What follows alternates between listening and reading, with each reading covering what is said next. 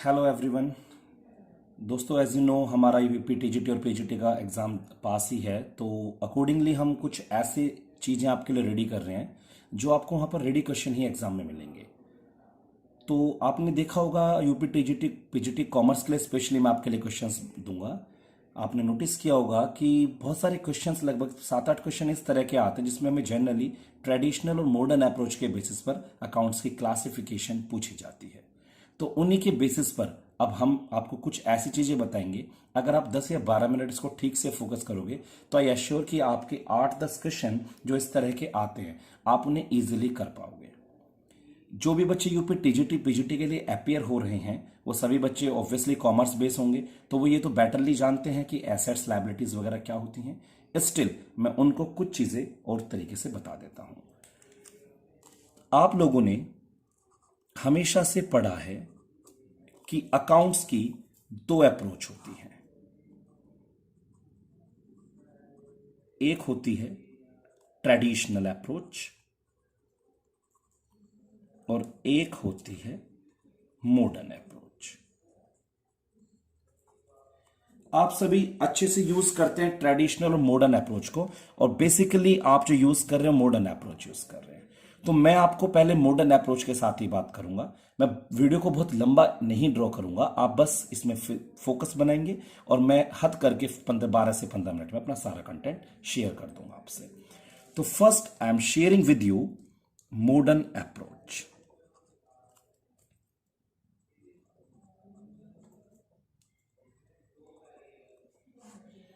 Modern approach में क्या है?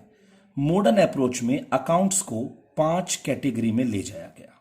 सबसे पहली कैटेगरी अकाउंट्स की एसेट्स,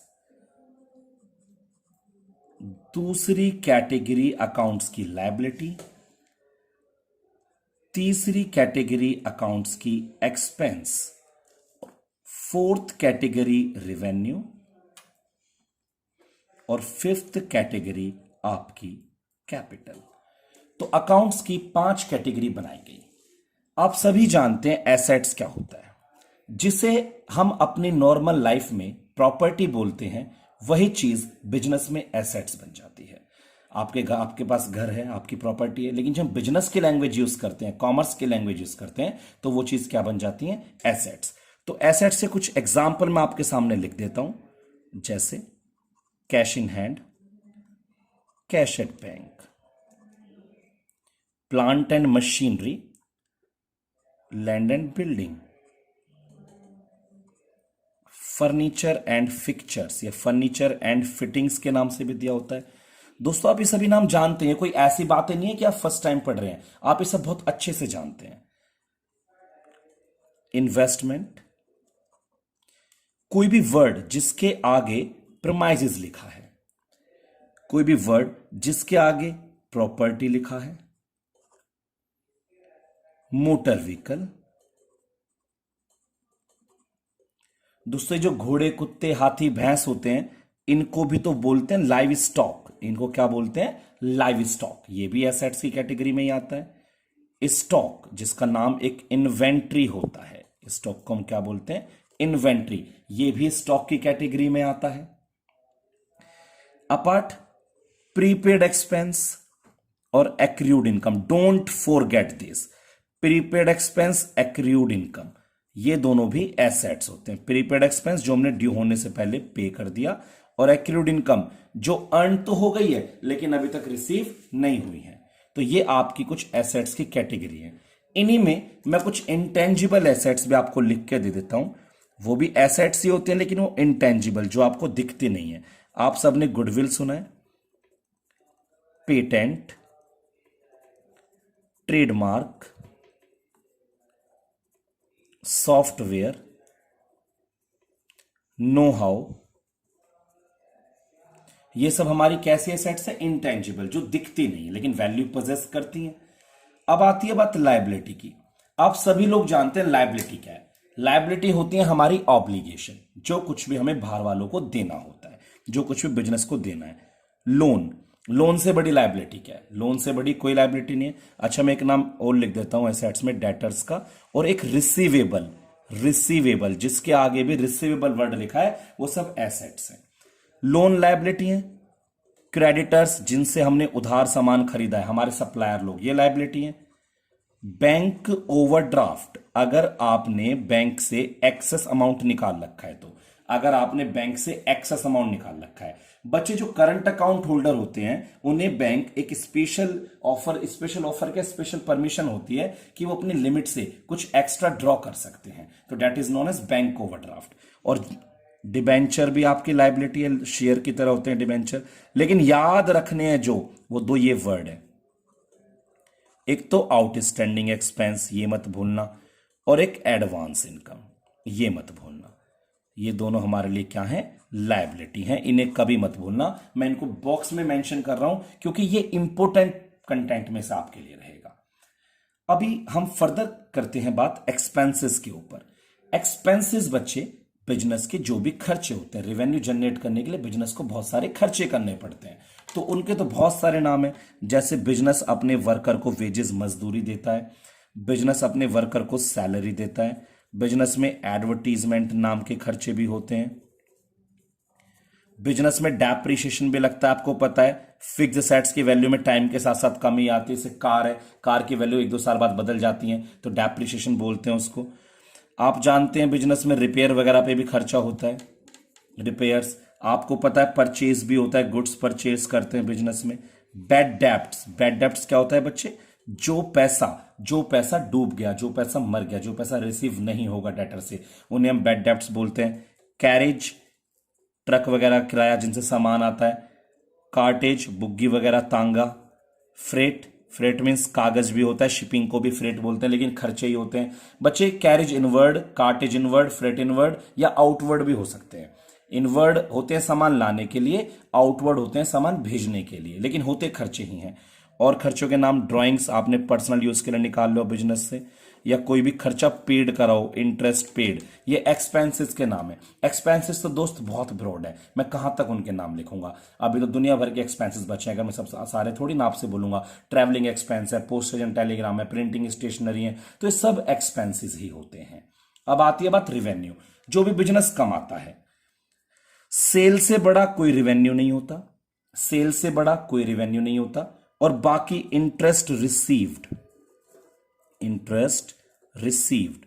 या डिस्काउंट रिसीव्ड जो आपको मिला है, और मैं एक ही बार में आपसे बोलूं, जिस वर्ड के आगे रिसीव्ड लिख रहा होगा वो हर एक वर्ड हमारे लिए रिवेन्यू होगा। फर्दर कैपिटल तो बच्चे कैपिटल ही होती है। Whatever the money invested in business by proprietor is known as capital, हम उसे कैपिटल बोलते हैं। तो ये बात होपफुली आपको समझ में आ गई होगी। तो that is all the basis from the modern approach of accounting.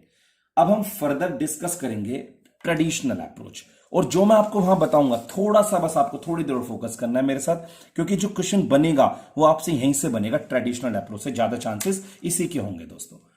तो traditional approach, only 4 to 5 minutes और बस। Traditional approach, under traditional approach दोस्त हमारे अकाउंट जो हैं वो 2 कैटेगरी में जाते हैं।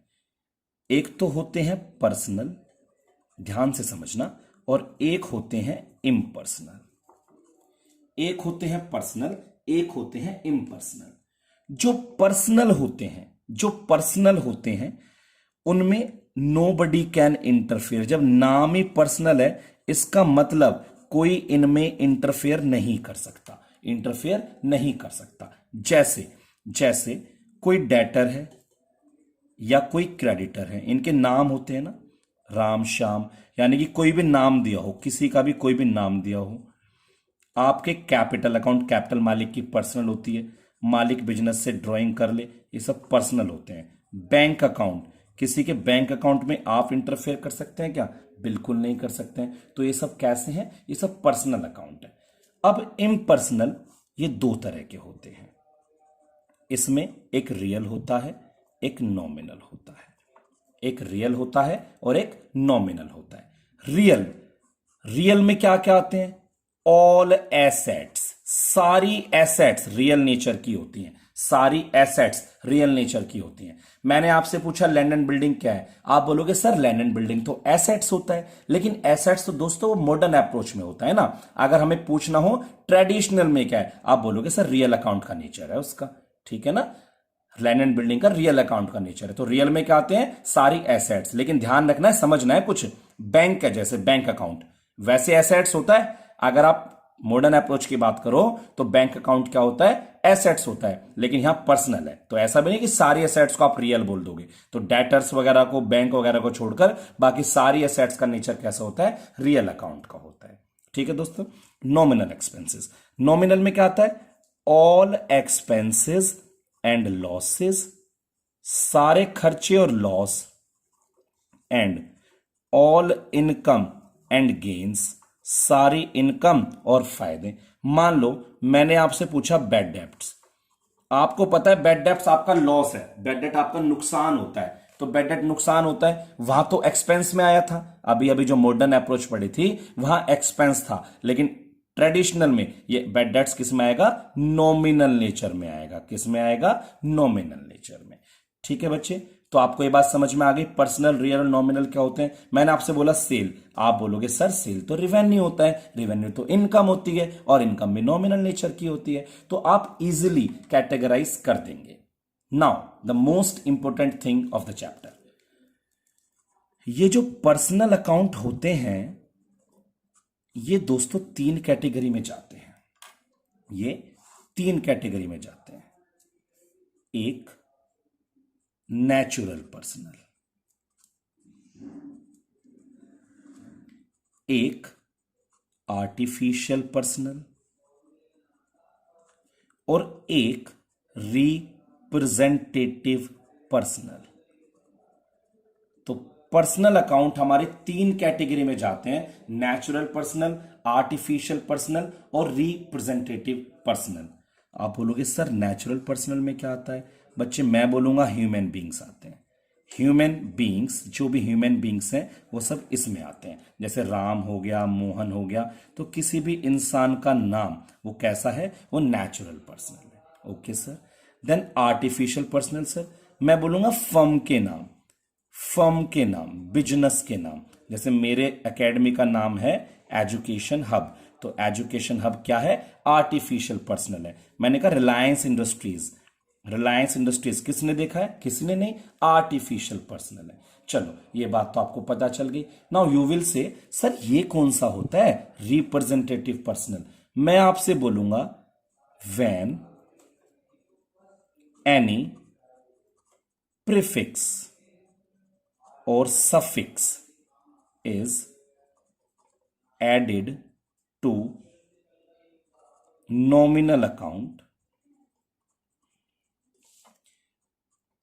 it becomes personal account।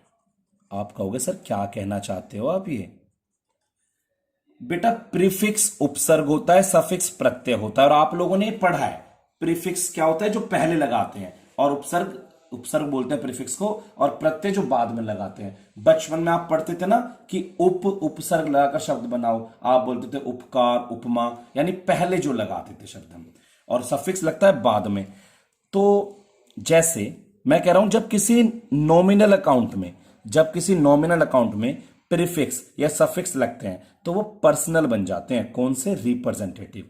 मान लो रेंट, अब रेंट तो आपको पता है सर, रेंट तो नॉमिनल है, क्योंकि नॉमिनल रेंट तो खर्चा होता है, तो नॉमिनल है। लेकिन अगर मैं रेंट के साथ में लिख दूं रेंट प्रीपेड, रेंट प्रीपेड, तो इसके आगे सफिक्स लग गया, अब ये बन गया रिप्रेजेंटेटिव पर्सनल।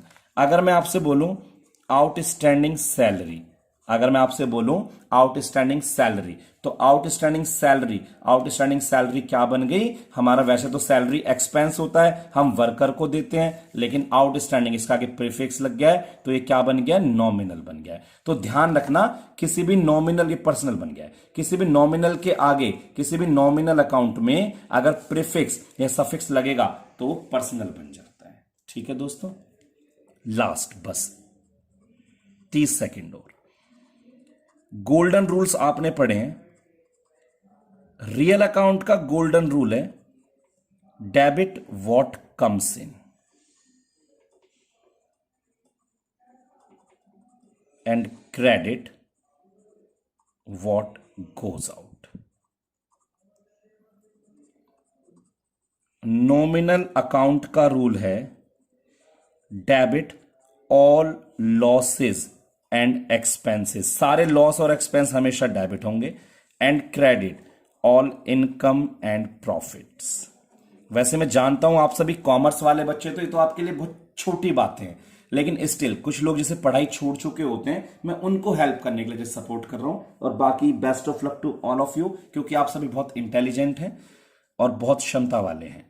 तो रियल, नॉमिनल और बाद में हमारा क्या है, पर्सनल। कहता है debit the receiver and credit the giver. Thanks a lot to all of you. I will keep doing same continuously for you. All the best.